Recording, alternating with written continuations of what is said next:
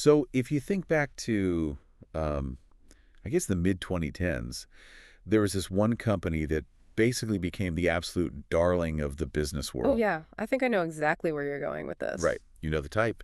They offered shared workspaces, Mm. and they grew at a rate that just completely defied logic. Like opening offices in new cities every single week. Exactly. Yeah. Every week. And their valuation just skyrocketed into the tens of billions. I mean, the whole narrative around them was just pure momentum. Pure momentum. Yeah. But behind the glass walls and, the kombucha on tap, the foundational business model was essentially a house of cards It really was. because they had optimized absolutely everything for scale and, like, nothing for structural integrity.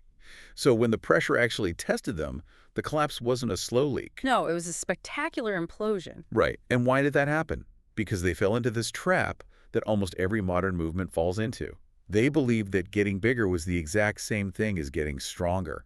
And that is such a profound human vulnerability, honestly. Yeah, we are just absolutely mesmerized by scale. I mean, the graph going up and to the right is basically the ultimate modern narcotic. Oh, that's a great way to put it. It doesn't matter if you're running a tech startup or a political campaign or, a community organization. We just inherently equate expansion with validation. And that assumption is exactly what we are tearing down today. Welcome to this deep dive. Today, we are examining a truly fascinating, layered manuscript. It really is. It's titled, Defining What God Intends to Multiply. Now, let's establish our parameters right away for you listening. Right, context is key here. Because this text is explicitly a theological critique. The author is deeply analyzing modern Christian ministry, church growth strategies, and biblical interpretation. However, the core thesis of this document really transcends theology. And just to be clear, we are not here to endorse any specific religious viewpoints, right? We are impartially breaking down the text. Because the arguments made here, they are an absolute masterclass in organizational psychology and sociology and basically the philosophy of human development. Yeah, the author is arguing that undefined growth literally destroys a movement from the inside out. Which brings us to our mission today. We are going to unpack that specific warning. We want to explore why clarity must always precede expansion. Right. And how redefining success, moving away from just raw metrics and toward actual depth, can basically save a movement from suffocating under its own success. What's fascinating here is that the text completely flips the modern playbook. Completely. Because the prevailing wisdom across nearly every sector is, well, expand first, clarify later. Right, like the whole Silicon Valley mindset. Exactly. You see it in software development, right? Like, ship the minimum viable product and we'll just patch the bugs later. Yeah, we'll fix it in post. Right. Or in community building, it's like, let's get 1 million followers and then we'll figure out what our core message actually is. Which is wild when you think about it. It is. And the author of this text looks at that approach and diagnoses it as fundamentally disastrous, like unformed beginnings are fragile. Wow. When you grow without definition, you're not creating a blessing. You are engineering a vulnerability. Engineering a vulnerability. That is so strong. And the text doesn't start this argument with, modern case studies either. No, it goes way back. Right. It takes us all the way back to the oldest narrative we have, Genesis. Mm. To understand why we fail at growing things today, the author insists we have to look at how the universe was grown in the first place. Yeah, and the author frames this as the theology of first things. Okay. The central argument is that God does not release increase into ambiguity. Oh, wow. Right. In the biblical creation narrative, meaning and order are established long before multiplication is ever commanded. So it's very sequential. Very. If you look at the sequence in Genesis chapter 1, creation is not depicted as this frantic, chaotic explosion of matter. It is a very deliberate act of holy distinction. It's architectural. It is entirely architectural. I mean, light is separated from darkness. Land is separated from water. There is a rigid categorization of reality. The environment is prepared, it's structured, and ordered before it is ever populated. And then there's this critical act of naming. Right, because naming is huge in that context. Huge. Naming in this ancient context is not just, slapping a label on a dog or a tree for convenience. Like giving it a nickname. Exactly. Naming is an act of authority and discernment.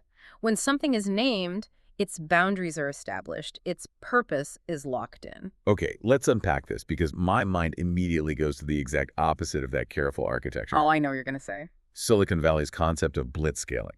There is. Because the whole philosophy there is prioritizing speed over efficiency in an environment of uncertainty.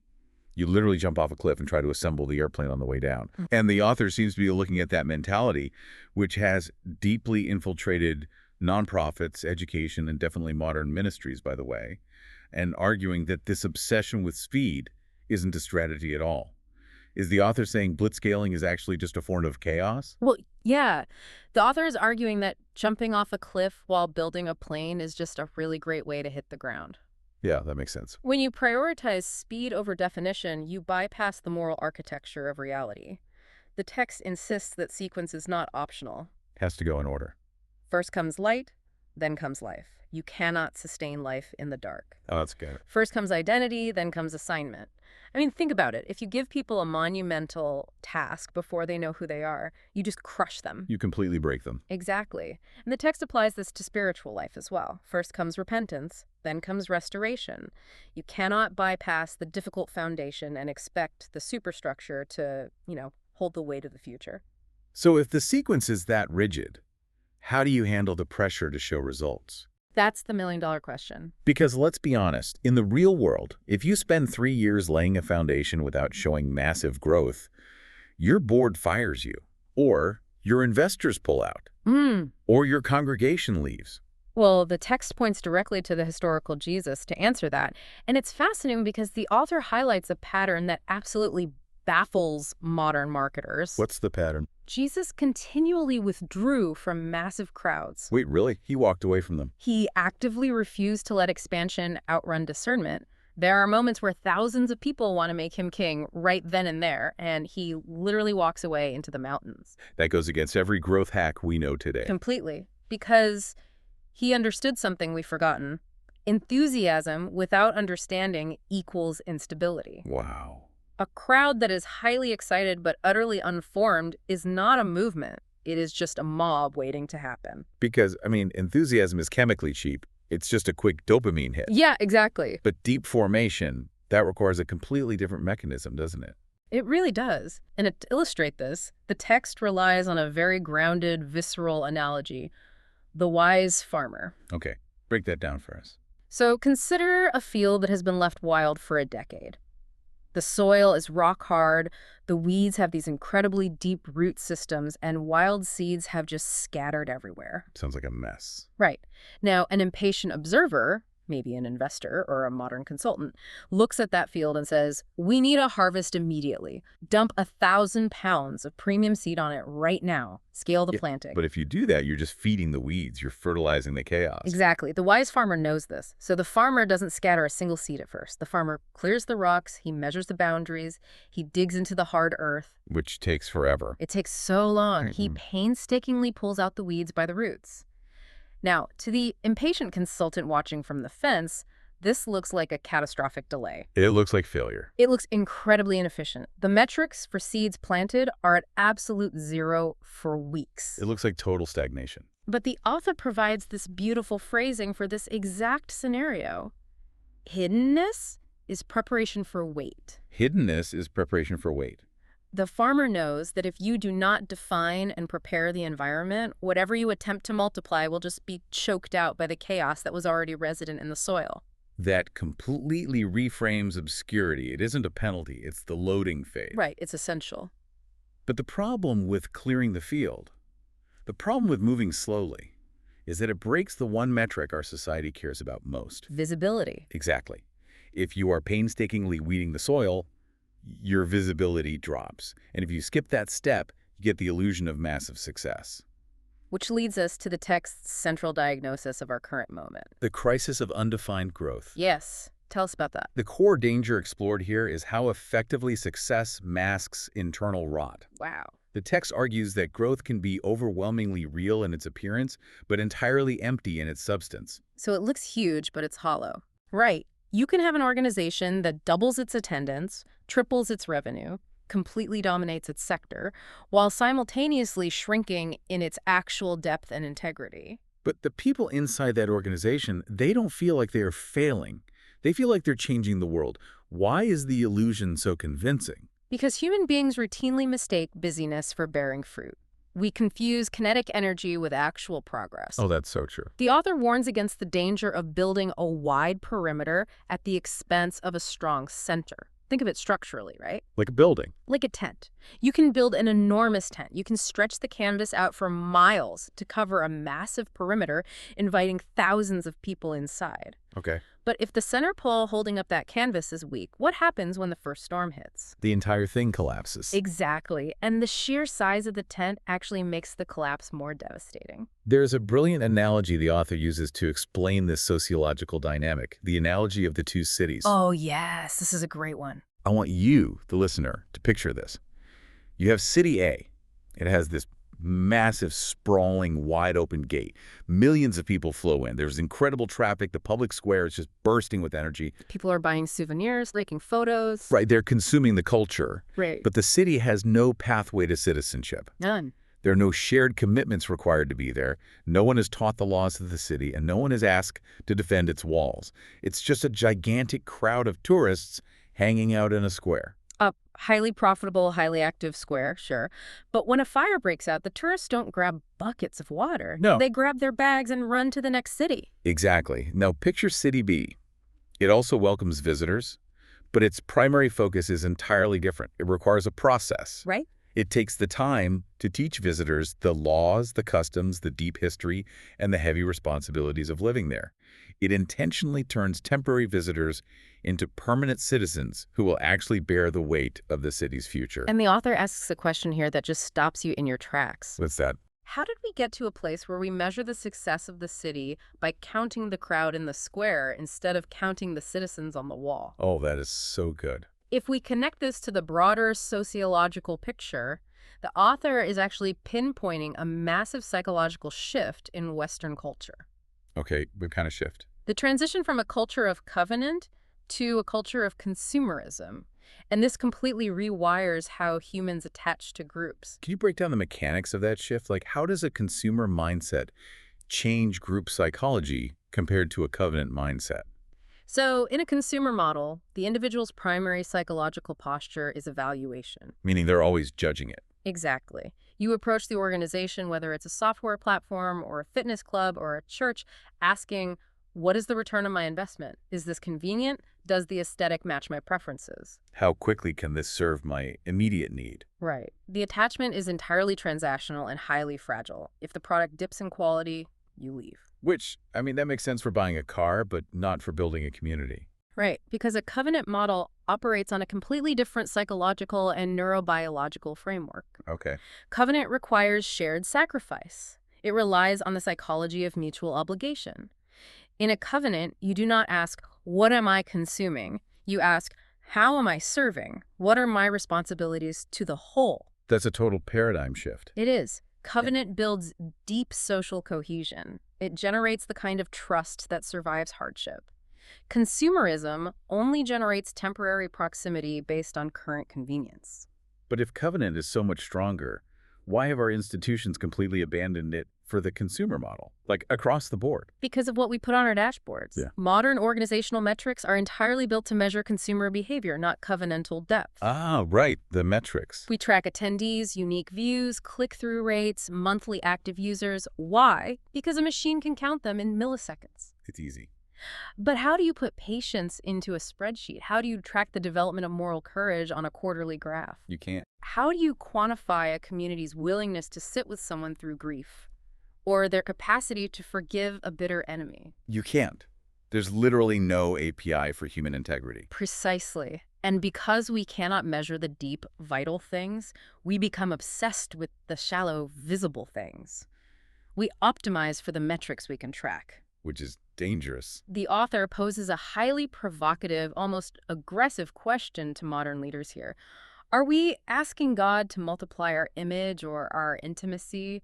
Are we trying to scale our platforms or our obedience? Wow. That distinction, multiplying the image versus multiplying the intimacy, is devastating. It really is. It forces you to look at whatever you're building and ask if you were just constructing a really impressive facade. Right. And the author argues that you can't fix this by just like hiring a better marketing team or tweaking your mission statement. The text insists we have to go back to the dictionary. Back to the basics. We have to fundamentally redefine the core terms of the movement, and it starts with the most loaded word of all, the church.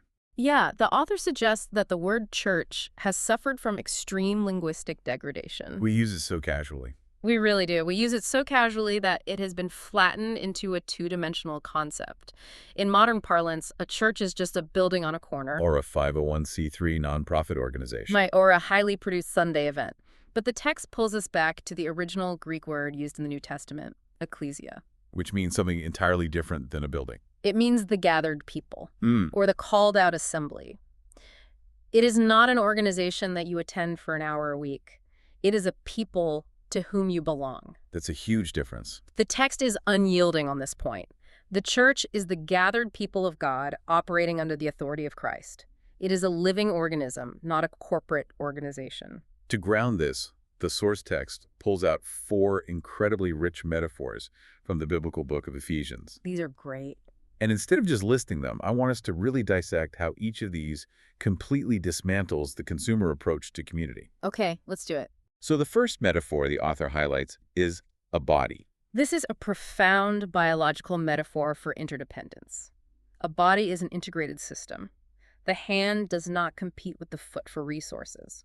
Because if it does, that is the literal definition of an autoimmune disease.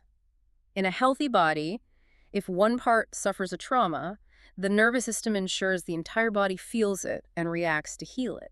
So if we apply that biological mechanism to an organization, what does it mean practically? It means you cannot scale a movement mechanically. You cannot build a body on an assembly line. Right. A machine can be scaled by just manufacturing more identical parts, but a body has to be nourished organically over time. It requires a circulatory system of trust and a nervous system of shared empathy. That's beautiful. When leaders treat their community like a machine, they try to swap out parts people when they break down. But when you treat it like a body, you have to stop and actually heal the injury. That makes the organization incredibly vulnerable, but also incredibly resilient. Absolutely. Okay, the second metaphor is a household. This shifts the focus to psychological safety, shared history, and structured care.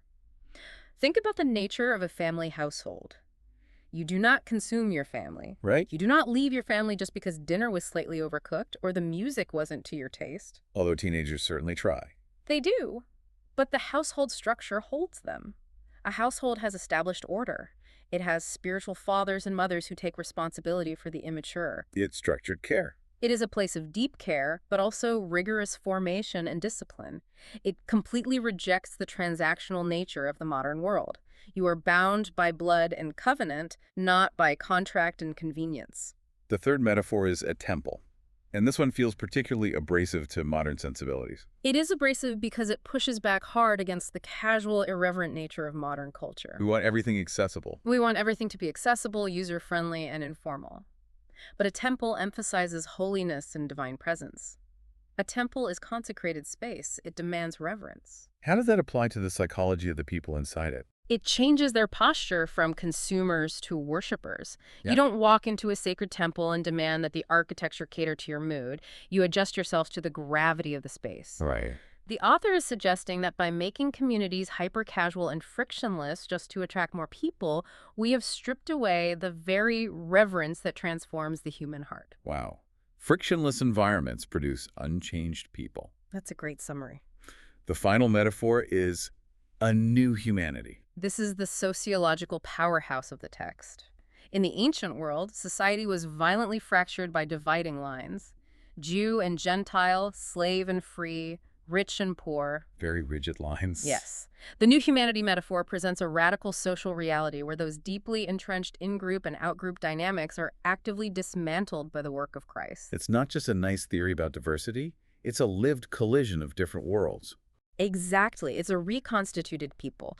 It means the billionaire and the bankrupt person are sitting at the exact same table, partaking in the same communion, recognizing that their worldly status means absolutely nothing in this new economy. That's subversive. It proves the reality of the message by producing a sociological anomaly that the world literally cannot explain through natural means. But let me challenge this for a second. Sure. Listening to these 4 metaphors, a body, a household, a temple, a new humanity, it sounds beautiful, but it also sounds like a logistical nightmare. Oh, it is. If an organization is truly a living, breathing organism with that level of interdependence, it means you can't just scale it by opening up a franchise branch, right? You can't just stamp out 1,000 identical copies. No, you cannot, and that is precisely the author's critique. The text delivers a very sharp warning against what it terms bureaucratic bureaucracy dressed in religious language. What does that look like in practice? Like, how does that manifest? It looks like an organization that has replaced the messy, slow work of organic life with highly efficient corporate machinery. People begin shopping for a congregation the exact same way they shop for a gym. Does it have the classes I want for my kids?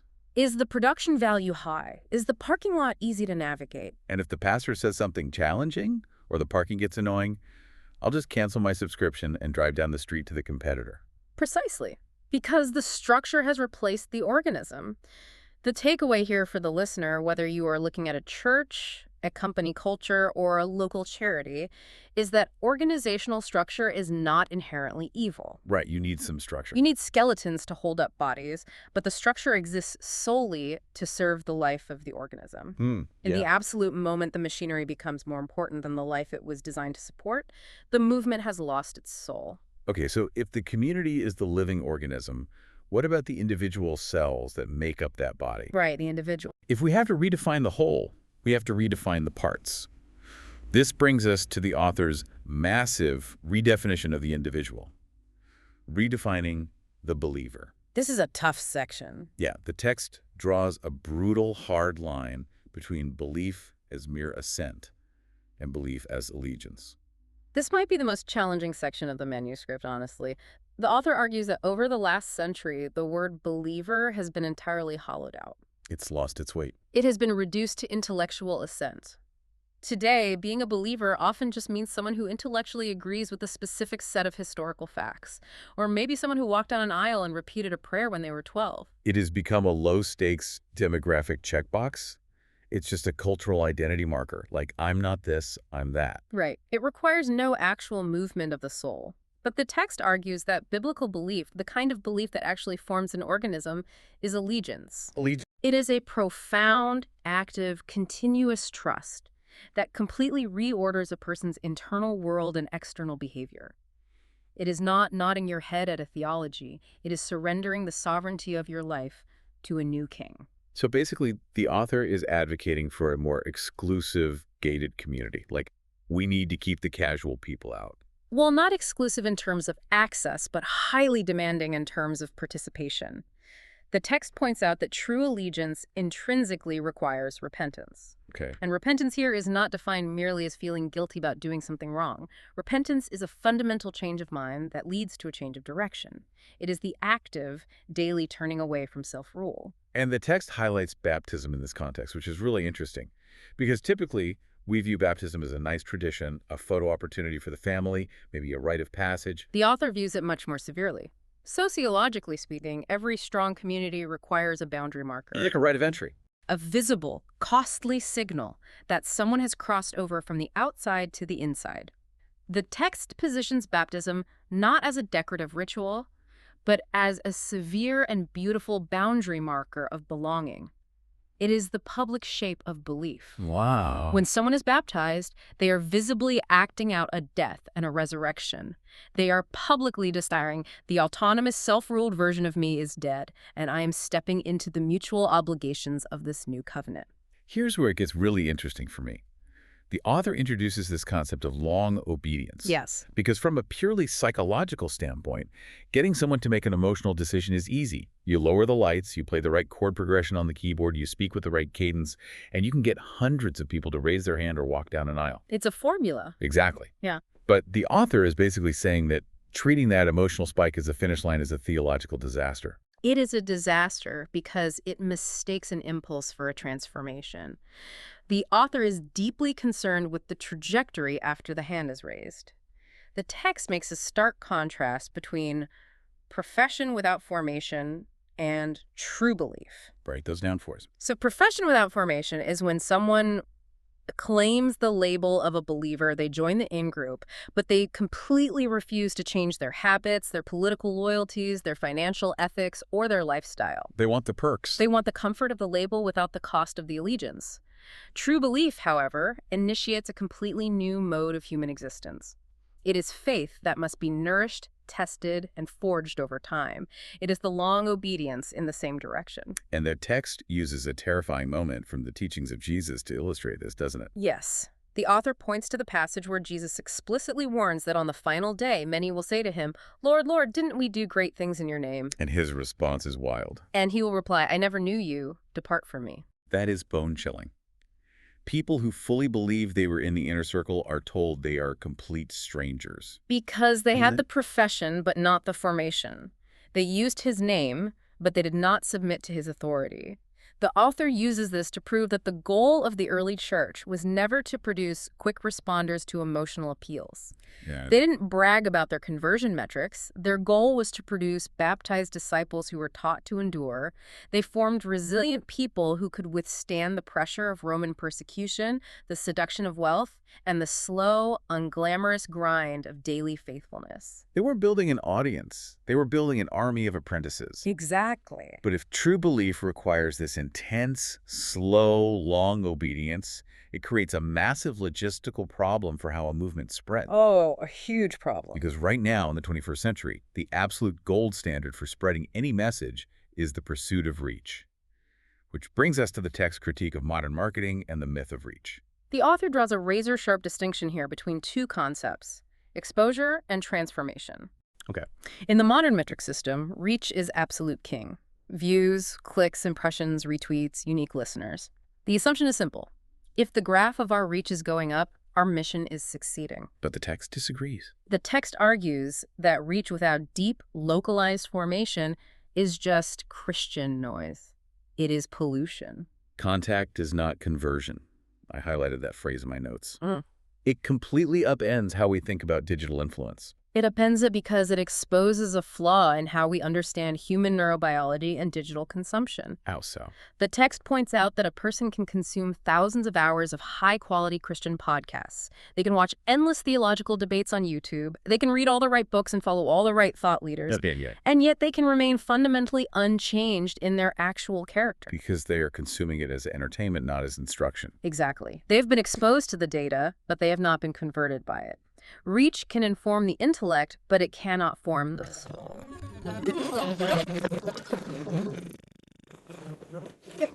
How does the author differentiate witness from reach? Reach is broadcasting a message into the void. Witness is testimony rooted in an actual, undeniable encounter, embodied in a lived life. Embodied. Witness is the seamless union of proclamation and embodiment. It's not just sharing an infographic about forgiveness on social media. It's living a life where your neighbors actually see you forgive someone who deeply wronged you. The embodiment makes the proclamation believable. But let me push back on this, because I can hear marketers screaming at their devices right now. Oh, I'm sure they are. Isn't reach fundamentally a net positive? Like if a viral video about a charitable cause or a really profound theological truth reaches 10 million people, isn't that a massive win? Sure. Even if only 1% of them are deeply changed, that's still 100,000 people. More eyeballs has to mean more potential impact. This raises an important question, and we have to be careful not to flatten the author's argument here. The text does not say that reach is inherently evil or that technology is bad. Okay. It provides a vital nuance. Reach is a magnificent servant, but a tyrannical master. Explain the difference between reach as a servant and reach as a master. When reach is the servant, it is utilized as an entry point. It is a tool used to invite people out of the digital ether and into a physical, localized process of deep formation. It's the top of the funnel. Exactly. Yeah.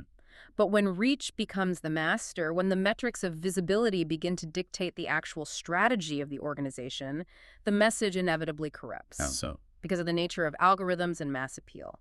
To make a message travel faster and wider, you have to remove the friction. You water it down. You have to thin the message out. You strip away the demands for repentance, the calls for sacrifice, the complex theology, until all that is left is a generic, easily digestible platitude.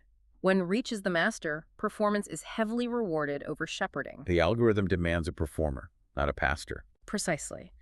The charismatic, highly visible figure on the screen becomes infinitely more valued by the movement than the hidden, faithful worker who is actually sitting at the bedsides of the dying or counseling the broken marriages. Oh, wow. You optimize for the algorithm, and in doing so, you abandon the human soul. The text uses a really vivid scenario to illustrate this difference between exposure and formation. Imagine a traveler passing through a busy city square. Right. They hear a captivating speaker echoing over a loudspeaker. They stop. They listen for 10 minutes. They feel a brief rush of inspiration, and then they keep walking to their destination. That is exposure. Yes. Now contrast that transient moment with someone who commits to a local community.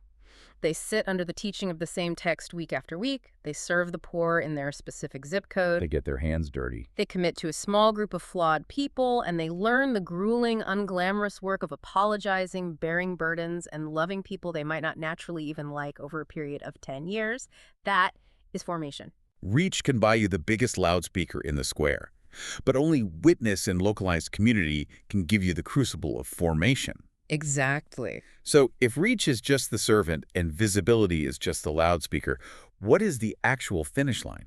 What is the metric of success? The author argues it is multiplication, but a very specific, fiercely guarded definition of multiplication. Right, because according to the text, biblical multiplication has absolutely nothing to do with multiplying events, expanding platforms, or adding more service times to accommodate passive attendance. Okay, so what is it?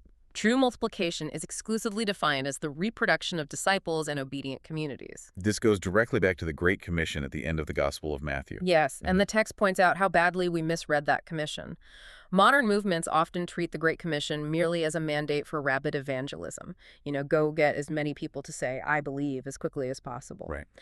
But the author breaks down the actual grammar of the command. It is a grueling, four-part process. Go, baptize, teach, and obey. Obey is the hard part. Specifically, teaching them to observe all that I have commanded you. You don't just teach them the data. You teach them the obedience to the data.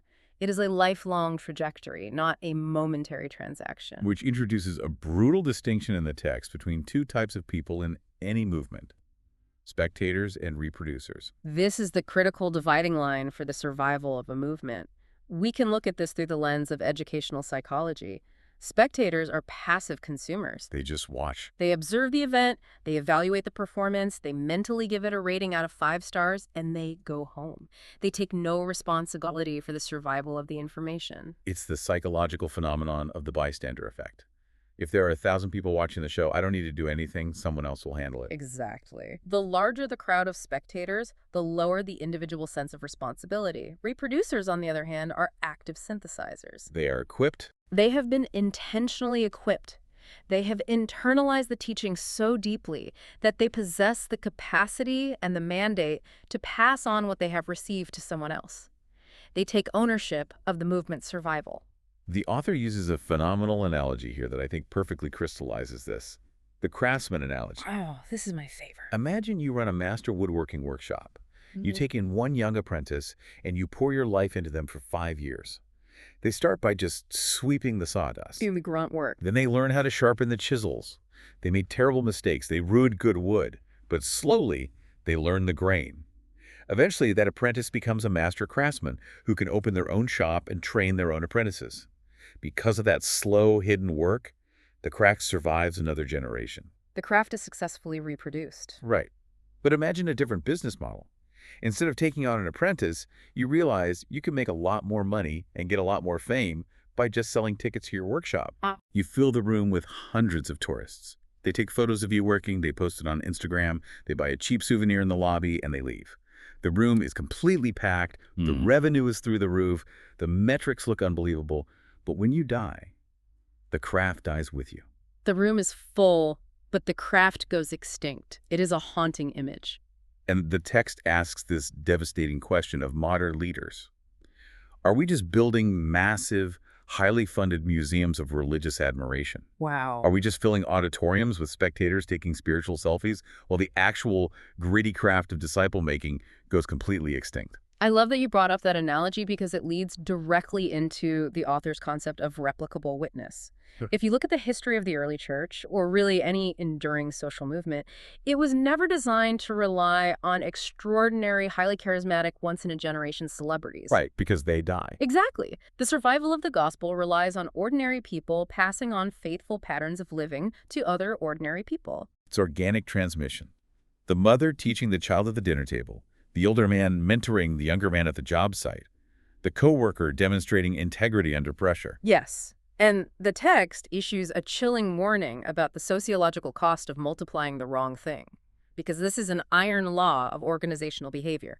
Whatever you multiply becomes the normalized culture. So if you multiply spectators, Then spectator culture becomes the unbreakable default. If your entire organizational strategy is built around catering to consumers, giving them the best music, the tightest TED Talk sermons, the best parking BERT, you will successfully train a generation to believe that following Jesus just means sitting in a comfortable chair and critiquing the production value. that's a gut punch. You become what you optimize for. If you optimize for consumers, you breed consumers. And consumers will never survive a crisis. You become what you optimize for. That is a terrifying reality check. We've seen throughout this discussion how redefining these core words, church, believer, reach, multiplication, changes the entire operational reality and psychological framework of a movement. It changes everything. And the text concludes by arguing that creating a biblical glossary is the ultimate non-negotiable shield against this kind of organizational destruction. Because destruction rarely comes as a sudden, dramatic explosion of rebellion. The text emphasizes that movements drift by invisible degrees. And that drift almost always begins with linguistic laziness. It starts with casual shorthand. How does shorthand destroy a movement? It alters the internal psychology of the leaders. For example, we start saying church when we really just mean the 90-minute Sunday event. At first, everyone knows it's just shorthand. Right. We all know what we mean. But that shorthand becomes a convenience. The convenience solidifies into the expected culture. And eventually, over a decade, that culture becomes the implied doctrine. Oh, I see. Suddenly, all the budget, all the anxiety, and all the strategy is poured into the 90-minute event because the word has been redefined in the minds of the people. It's a slow fade orchestrated by a changing vocabulary. A very slow fade. This is why the author argues that demanding relentless precision in our language is not pedantry. It is not about being an annoying grammar police. Right. It's not just semantics. Precision is an act of profound pastoral love and organizational defense. Linguistic precision catches systemic errors early. It is like a master carpenter spotting a load-bearing beam that is just 2 degrees off plumb before the weight of the roof is placed on it. Or like a surgeon catching a malignant cell in stage 1 before it metastasizes. Exactly. The text actually provides this glossary, a set of defined terms to govern the mission. Let's recap them, because they serve as the ultimate diagnostic tool for the listener. Let's do it. First, church is a covenant people bearing shared burdens, not a consumer event. Right. Second, disciple is an obedient, actively formed apprentice, not a passive fan. Third, leader is a hidden servant equiper of the saints, not a visible celebrity. I love that one. Fourth, multiplication is the slow reproduction of faithfulness in others, not just an increase in activity. And finally, reach is exposure utilized only to invite transformation, not the master goal of gathering impressions. If a leadership team rigorously holds to those definitions and basically forces their systems to align with them, it is nearly impossible for them to drift without triggering internal alarms. So what does this all mean? How do we synthesize this? The text offers one final, brilliant analogy of a map in the fog. Oh, the fog analogy, yes. Imagine 2 guys are hiking a treacherous mountain trail, and suddenly a thick, blinding fog rolls in. Visibility drops to 0. The first guy relies on momentum. He trusts his gut, keeps his heart rate up, and keeps running. To him, he feels fast, he feels highly productive, he is covering a lot of ground. But he has no idea what direction he is actually running. Exactly. Now, the second guy stops completely. He pulls out the map, he checks the compass, he calculates the coordinates, he moves incredibly slowly, taking deliberate, measured steps. Now, the guy running blindly in the fog seems vastly more successful in the short term. Right. But he's running straight off a cliff. The guy who stops to check the map is the one who actually survives the mountain. Precision feels agonizingly slow when everyone else is running, but precision is actually survival. You have synthesized the core warning beautifully. The author is begging leaders across all disciplines to audit their internal language. Because the language you use internally creates the metrics you track, and the metrics you track dictate your entire strategy. It's a domino effect. If you define success by the consumer metric of butts and seats, your strategy will relentlessly chase attraction, novelty, and entertainment.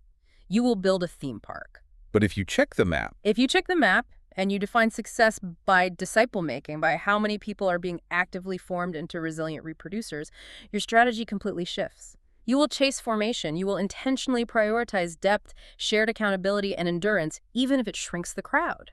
It forces you to build systems that actually reward faithfulness, not just optics. It demands that leaders summon the courage to value what the world considers worthless: the slow, the hidden, the local, and the unscalable. Because the author makes it clear, heaven does not measure success by the world's frantic dashboard.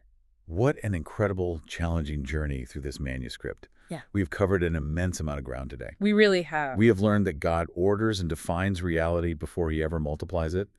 We've explored the sociology of how a massive cheering crowd can easily mask a rotting foundation. We've broken down why true resilient growth isn't about expanding digital reach to passive spectators, but about the grueling, beautiful work of forming replicable witness in true reproducers. It systematically dismantles the foundational assumptions of how we are taught to build anything of lasting value in this culture. It really does. And as we close, I want to turn this directly to you, the listener. Think about your own life, your own work, the teams you manage, or the local communities you are trying to build. We live in a society that aggressively pressures us to obsess over the metrics on our screens. The follower counts, the quarterly revenue, the attendance number, the sheer exhausting velocity of our lives. Yeah. But based on the deep architecture we've unpacked today, I want to leave you with something profound to mull over. What if the ultimate test of an organization's integrity, and perhaps even the true measure of your own personal success, is found in what you intentionally refuse to measure? Wow. What if your greatest legacy will not be found in the viral moments or the scalable platforms, but in the slow, unscalable, utterly hidden work of deep human formation that a spreadsheet could never possibly capture? The dashboard might be broken when it comes to measuring the soul of a community, but maybe stepping away from the dashboard is exactly where the real work finally begins. A powerful and necessary question to sit with. Thank you for taking the time to join us for this deep dive into the source material. We hope it arms you with the clarity to keep asking the hard questions about what you are truly multiplying in your own corner of the world. Until next time.